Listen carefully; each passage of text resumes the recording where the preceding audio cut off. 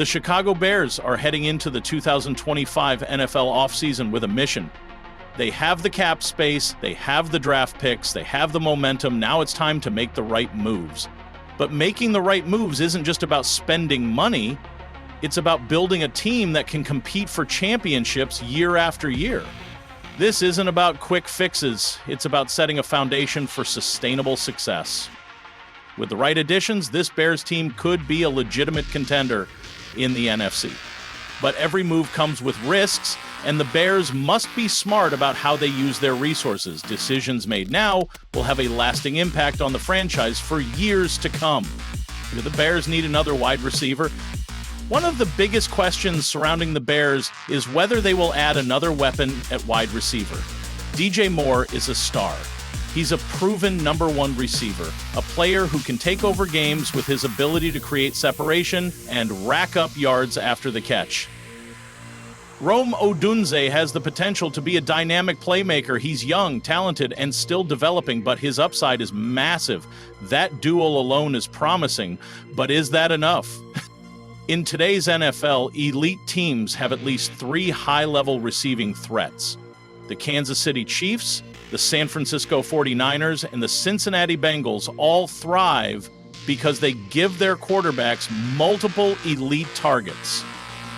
The modern NFL is all about creating mismatches. Defenses are more sophisticated than ever, and having just two strong receivers can sometimes be neutralized by a smart defensive coordinator. That's why having a reliable third option is so critical. If the Bears want to maximize Caleb Williams' potential, they need to give him as many weapons as possible.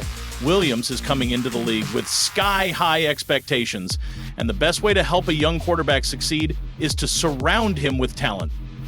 Adding another receiver wouldn't just help Williams, it would also make life easier for Moore and Odunze. If defenses have to account for three dangerous pass catchers, it opens up more one-on-one opportunities. Moore wouldn't have to face constant double teams. Odunze would see more favorable matchups. The entire offense would benefit from another dynamic playmaker. That's where Chris Godwin enters the conversation. Chris Godwin, the proven playmaker. Chris Godwin has been a model of consistency for the Tampa Bay Buccaneers since entering the league in 2017. He's recorded 4 1,000-yard seasons and helped the Bucs win a Super Bowl in 2020. He's played with multiple quarterbacks and still produced. That tells you something. He's a quarterback-friendly receiver who knows how to get open and make plays. Godwin isn't just a deep threat, he's a complete receiver. He's a precise route runner, a strong-handed receiver, and a tough physical player who isn't afraid to make catches over the middle. That kind of reliability is exactly what Caleb Williams needs as a rookie. It's one thing to have explosive weapons, but it's another to have a receiver who can be a security blanket. On third down, when the game is on the line, having a receiver like Godwin who can find soft spots in the defense is invaluable. But even beyond the stats, Godwin brings something intangible: championship experience.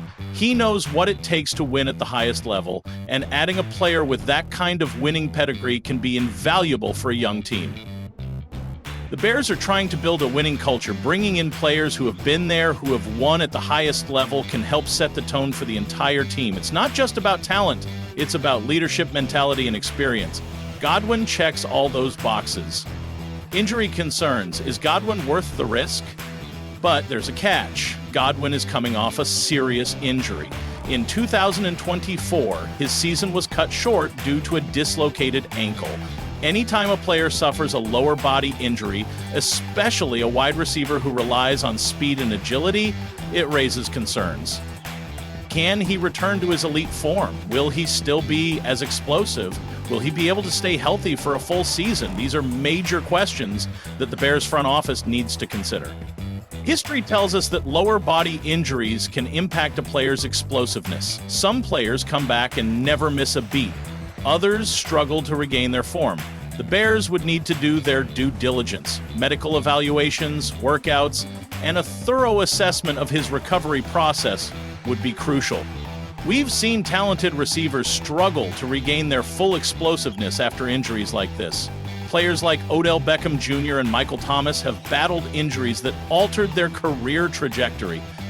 If Godwin isn't 100%, would signing him still be worth it? That's the risk Chicago has to weigh. On paper, he's the perfect fit, but in reality, the Bears have to be absolutely sure he can perform at a high level before committing major money to him. The financial factor: can the Bears afford Godwin? Then there's the money. SpotTrack estimates Godwin's value at around $22,500,000 per year on a 3-year deal. That's a significant investment. The Bears have roughly $80 million in cap space, which means they could afford him, but should they? $22,500,000 per year is a lot for a receiver coming off an injury. If the Bears commit that much to Godwin and he's not the same player, it could be a costly mistake. The Bears still have other positions to address: offensive line, edge rusher, cornerback. Is locking up a big chunk of their cap space in a single player the best move? At the same time, Chicago has an opportunity to make a statement. Signing Godwin would send a message that the Bears are serious about winning now. It would give Caleb Williams a proven veteran to rely on. The key is negotiating the right deal. If the Bears can structure the contract in a way that protects them financially, it could be a worthwhile investment. Alternatives to Chris Godwin. The Bears have options. They could go after Calvin Ridley, who offers deep threat ability. Ridley has the speed to stretch the field, something that would complement Moore and Odunze well. They could target Michael Pittman Jr., a big-bodied possession receiver who can dominate in the red zone.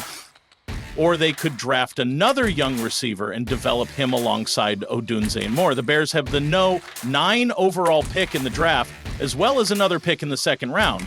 They could use one of those selections to add another young, talented receiver on a rookie contract. The verdict: should the Bears sign Chris Godwin? At the end of the day, the Bears have a big decision to make.